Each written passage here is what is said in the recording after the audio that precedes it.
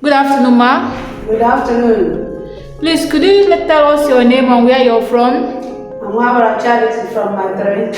Okay. Could you please tell us your health challenge before you visited BS company to use the quantum healing machine that treats different health challenge without drugs? Well, before I came in here, I was having a joint pain, knee, shoulder, ear, and hotness of leg. And then my friend who came here and had the results called me. That was when I came in, and by the grace of God, there is improvement.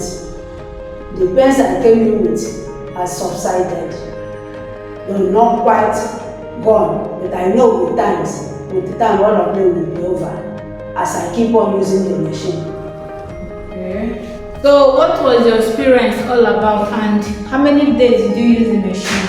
I have used the machine for 2 days. Today will be my third day of using it. Okay. Yes. So what is your experience like? What can you demonstrate for me? What can you do now, like for me to see your improvement? Well, this hand, I can now raise it, but not too high. Okay. You understand? I can also carry my bag, but not for a long distance, which I was not doing before. Okay. So from the experience with the mini health machine, what would you advise those out there?